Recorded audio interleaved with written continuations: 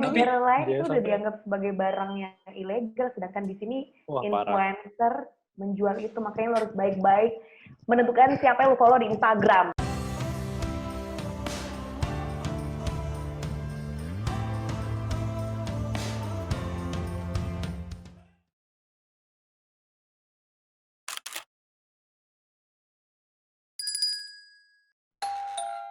Selamat siang Bapak-Bapak Dokter Awam.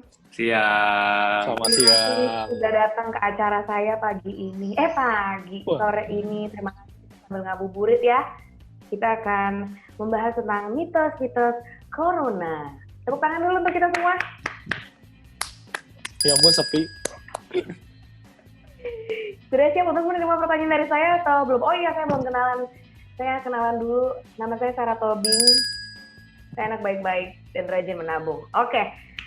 Straight to the question. Number 1. Apakah kentut menyebabkan corona?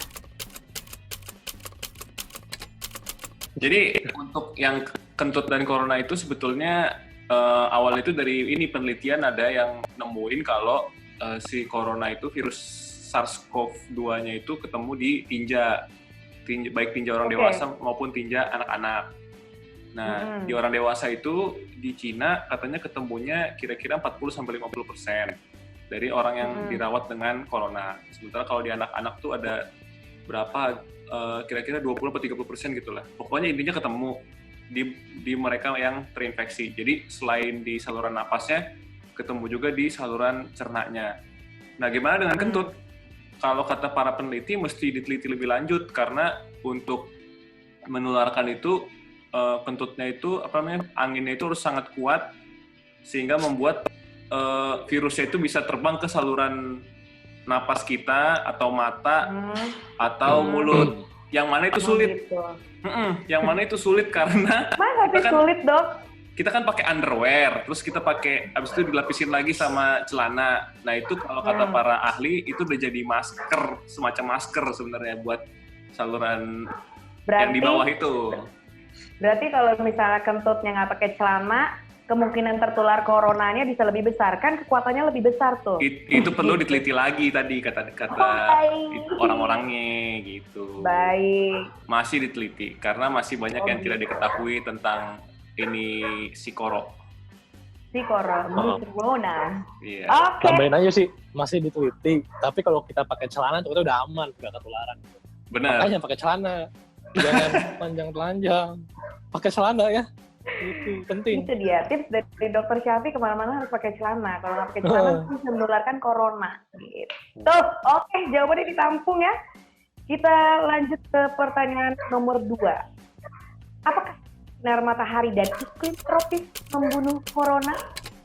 Nah ini menarik. Soalnya terakhir tuh ada pemerintah Indonesia juga bilang kali ya, salah satu orang petinggi gitu bahwa kita Indonesia negara iklim tropis. Tenang aja, katanya corona tuh mati di Indonesia. WHO terlepas dari cuacanya baik panas mau dingin, ini tetap bisa menyebar, nggak ada pengaruhnya. Cuman yang masih diteliti itu adalah penyebaran transmisinya seberapa besar. Tapi intinya adalah cuaca itu nggak ngaruh, mereka mau nyebar tetap aja nyebar gitu. Jadi dingin atau panas itu tidak mempengaruhi penyebaran virus corona. Penyebaran, betul. Baik. Oke, bagus ya pertanyaannya, kayak pertanyaan dokter. Pintar emang Sarah. Ya, Sarah inisiatifnya tinggi sekali ya. Iya, baik. Makanya diajak collab terus. Yang keberapa sekarang? Yang ketiga ya. Ini saya juga agak penasaran sih sebenarnya. Minum air panas dicampur garam itu katanya bisa membersihkan tenggorokan dan bisa menurunkan penyebaran virus corona. Benar apa tidak? Wah, itu ya jelas salah ya, maksudnya mitos lah itu. Jadi beberapa waktu lalu sempat nyebar tuh di media sosial kalau kita kumur-kumur pakai air garam atau air hangat, terus kita telan nanti virusnya itu bisa hilang, tertelan ke lambung, terus asam lambungnya membunuh virusnya. Kumannya ya. Ya secara logika itu salah ya, karena kuman aja ketemu di saluran cerna gitu. Dan memang ditemukan di saluran cerna manusia itu ada reseptor buat khusus buat virusnya. Jadi ada kayak semacam rumah buat nyambut dia di saluran. gitu. Gak cuma di saluran napas, saluran cerna manusia juga ada namanya reseptor ACE2 gitu. Wow. Terus kalaupun kita misalnya kita pakai logika dia diminum terus ditelan nanti dia mati. Nah, pas kita minum, kita nggak bisa ngebersihin virus yang ada di bagian atasnya lagi. Jadi kan di belakang hidung tuh ada bagian namanya nasofaring. Nah, sebenarnya virusnya lebih banyak nempel di situ dibanding di tenggorokan. Oh. Jadi kalau mau ngebersihin virusnya, ada nih caranya. Jadi lo minum, Gimana tuh? terus lo handstand. Balik. Sometimes tuh gue tuh bingung deh kenapa ada hoax kayak gini. Maksudnya kalau misalnya segampang itu virus corona hilang cuma dengan cara minum apa tadi namanya air panas sama garam. Gak bakal udah 2 juta orang menjadi korban corona. Kalau mikirin 3 juta lo positif sekarang. 3 juta, 1 juta 200 di Amerika Serikat. Itu makanya lo semua yang kalau mau bikin hoax harus mikir 2 kali. Karena banyak orang pintar di luar sana yang akan membantah semua hoax lo. Oke. Nggak apa-apa lah jadi konten buat kita. Lanjut lagi. Apakah menahan nafas 10 detik bisa mendiagnosis corona? Kalau kata Facebook sih gitu. Mendiagnosis jelas nggak bisa, karena satu-satunya cara, bukan satu-satunya. Gold standard atau yang memang disarankan, direkomendasi untuk mendiagnosis itu perlu yang namanya tes swab ya. Diambil dari, masukin kayak semacam cotton bud tuh ke hidung. Atau mungkin bisa juga rongga mulut. Kalau udah kita cek sama PCR tuh namanya tes swab. Nah, terus gimana tuh yang sempat nyebar di Facebook, katanya kalau tanah nafas 10 detik berarti kemungkinan nggak kena corona. Nah itu hoax ya, sama sekali nggak benar. Intinya corona harus dicek sama PCR tadi. Latihan nafas tuh buat nyanyi Kak, bukan buat diagnosis corona gitu kan? Ya betul. Sebenarnya mau nanya juga, ini pertanyaan dari gue. Kalau misalnya kita tes swab itu kenapa yang diambil adalah either hidung atau rongga mulut? Kenapa nggak air mata gitu atau keringet atau apa? Nah itu tadi yang kayak gue bilang tadi. Jadi paling banyak nempel tuh di bagian belakang hidung, namanya nasofaring sama bagian tenggorok.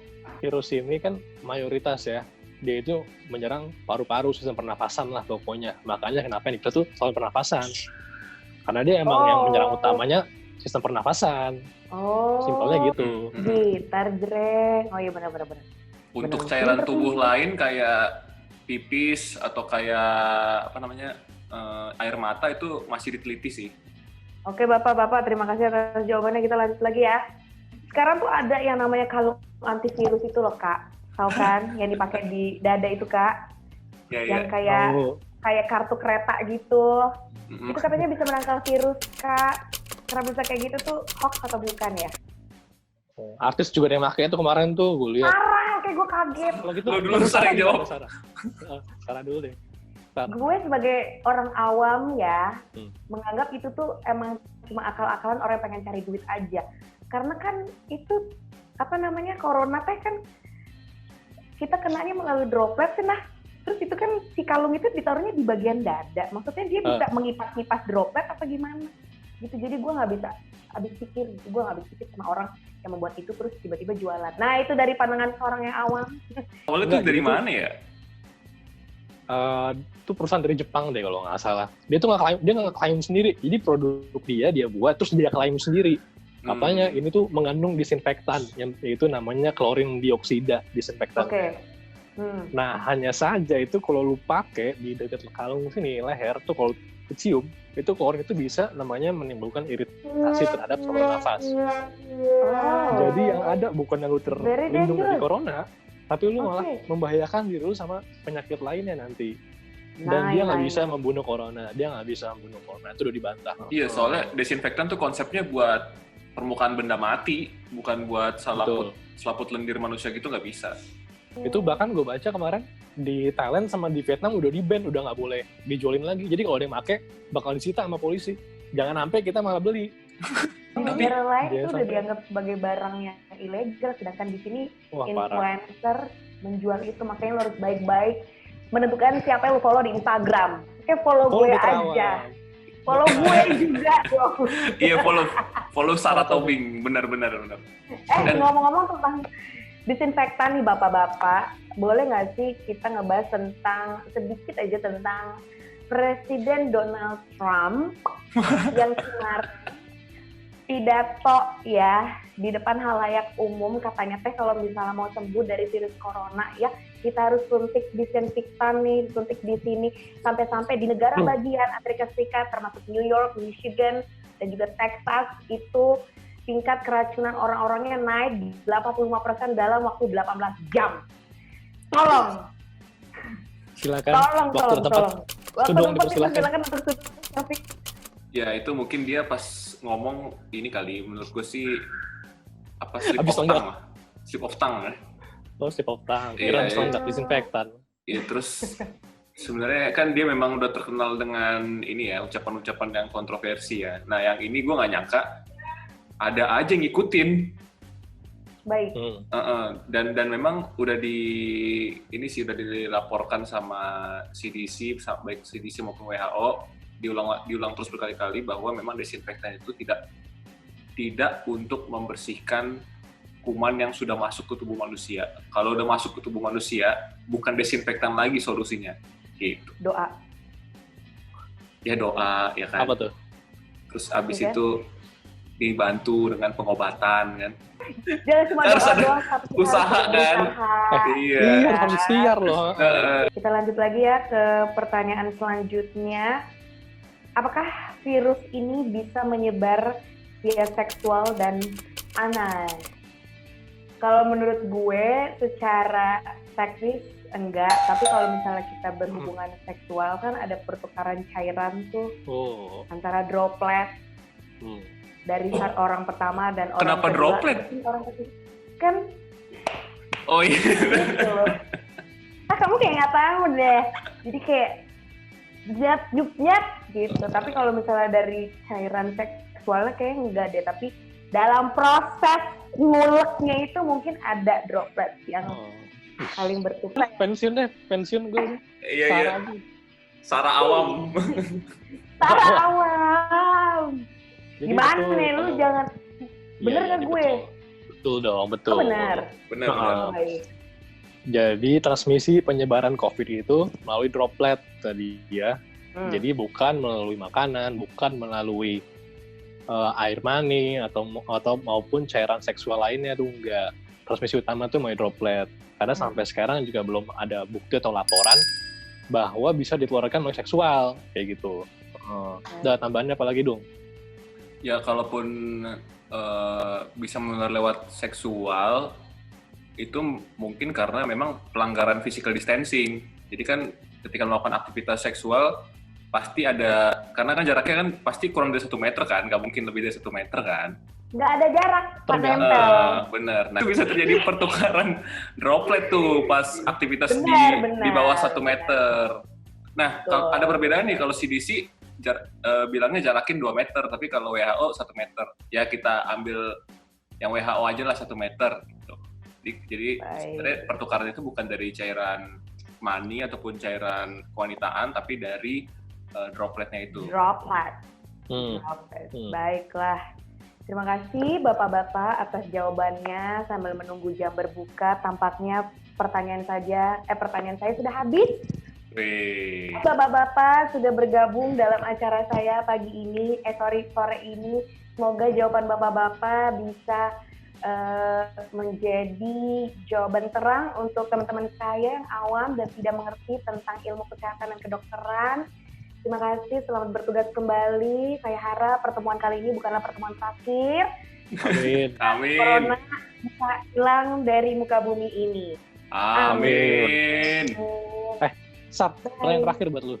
Pertanyaan terakhir buat lu. Apa nih? Lu percaya sama konspirasi COVID nggak?